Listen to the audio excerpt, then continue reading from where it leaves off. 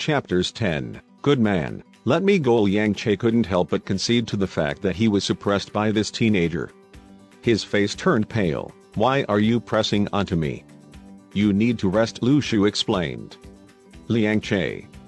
Have you seen someone lying down to rest in winter? Liang Che could not let this drag on further. His escape from that place did not come easy. At this time, the people from that department were probably still after him. He could not risk staying here any longer. The initial plan was to find a house to seek refuge for a short while, and seeing two snowmen, one big and one small, in this garden, thought that with such a youthful spirit, these people should be nice as well. These two snowmen might look ugly in the winter, but it instilled a warm and fuzzy feeling into people. However, it was this judgment that led to Liang Che being stuck on the floor. Now one mistake could lead to countless regrets. Suddenly, Liang Che grabbed onto Lu Shu's arm. In this cold weather of -4 degrees Celsius, a flow of heat could be felt from Liang Che's palms, which suddenly turned into extremely burning heat. Liang Che hoped that his ability was enough to scare Lu Shu, with totally no intention of hurting him. The reason he had to resort to that was due to the fact that he was being suppressed by Lu Shu and was unable to stand up at this instant. Lu Shu's heart jumped. This was the opponent's ability, and he was shocked that the opponent could activate it under such a compromised circumstance. However, he noticed that at this point in time, Liang Che turned even paler. Would using his ability take up his energy? Lu Shu was thinking. Liang Che had no wounds on his body, meaning that he was not tortured or treated inhumanely by the Blackcoats after being brought away. But why was he so weak and frail?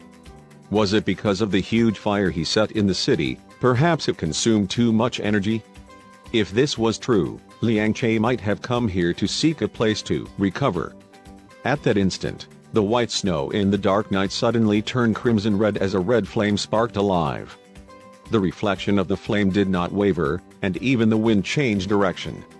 Lu Shu wanted to lose his grip on Liang Che and move out of his area, but Liang Che had already grabbed onto his arm. The problem was, however, that the flame in Liang Che's hand soon fizzled out. The atmosphere was tense again, and Lu Shu glared at Liang Che. Liang Che stared back at his arm that was grabbing onto Lu Shu. He initiated his ability once again, causing a hot flame to arise once more. The white flame in Lu Shu's heart jumped slightly as the flame on Liang Che's palm ceased once more from Liang Che's distress. Plus 150. The white flame hopped around very slightly, and even Lu Shu himself did not notice anything unusual. All of this, to Liang Che, was very unexpected. Was it because he had exhausted all of his energy? Using his ability had indeed depleted him, leaving him fatigued, and since he had only discovered his ability for a short period of time, he had yet to fully master his abilities. Which was why he had absolutely no idea what was happening. He was adamant about his incompetence. Burn. Proof. Extinguished from Liang Che's distress. Plus 150. Burn. Extinguished from Liang Che's distress. Plus 150. Ugh. Liang Che inhaled a breath of cold air and sighed awkwardly. Would you believe me if I told you I was joking previously? Of course I'd believe you. You continue then. Lu Shu was celebrating the points he was amassing from Liang Che's distress. This guy was so weak, he could never hurt him now. He should make use of this situation to earn more distress points. Lu Shu already had more than 1,700 distress points now. He could even purchase the second celestial fruit he was eyeing. He wanted to know what it would feel like to practice his lullaby after eating a celestial fruit. This damned lullaby, thinking of that over-extravagant lottery system, pissed Lu Shu off. Liang Che, upon hearing Lu Shu's words, thought to himself, this teenager had a rather high threshold. He then used his ability again, twice, and the fate was still the same for both attempts.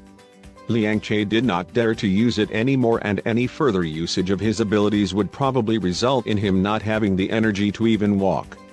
This smiling teenager in front of him was definitely his curse. Liang Che did not know why he was smiling so happily. It seemed as if he just found a stash of money from Liang Che's distress. Plus 291. Liang Che had a face full of helplessness. Good man, Let me go. Shall I call the ambulance for you? Lu Shu said with good intent. He still felt that he could get more from this guy, but he was also clear that if the black coats really came, it would not be good for him as well.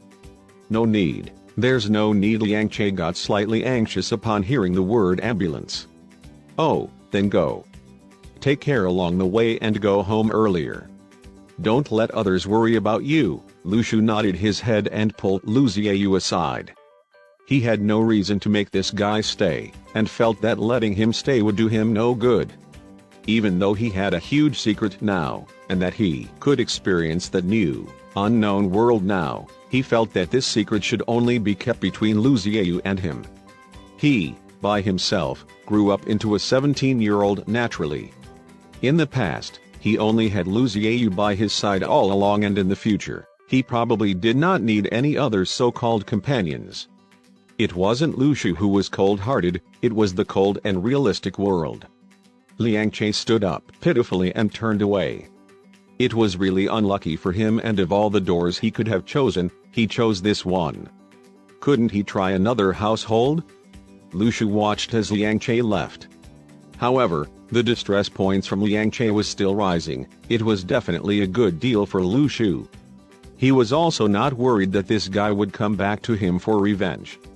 After all, the Liang Che was struggling to even stay alive. How could he have the time or effort to come for Lu Shu? Lu Xiaoyu held onto Lu Shu's shirt and walked back into the house. Was that the performer from this afternoon? It should be him. Lu Shu nodded. Wasn't he taken away? Why would he appear here? Lu Xiaoyu asked, scratching her head. Possibly for his freedom? Lu Shu could only think of this answer. If it was him in that situation, he would also exhaust every capability or method to escape. What could be more important than freedom? Was he trying to burn you just now? Lu Xiaoyu asked. It seemed like it. Lu Shu nodded. Then why did he fail? Possibly because he was weaker, Lu Shu explained. Lu Shu, then you would never awaken to your ability, or whatever ability you would awaken to would be useless because you're even weaker than him. You've been weak since young, Lu Xiaoyu chided. Lu Shu's expression turned dark. What nonsense are you spouting? I have an ability, all right. I've already awakened to my powers. Are you sure? Let me see. Lu Xiaoyu laughed coldly. Lu Shu hesitated for a moment. He did not have an ability to show this girl.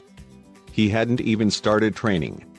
Lu Shu's problem turned into slight rage. Go and sleep quickly. I already told you not to come out, but you're so stubborn. Lu Xiaoyu could only muster a soft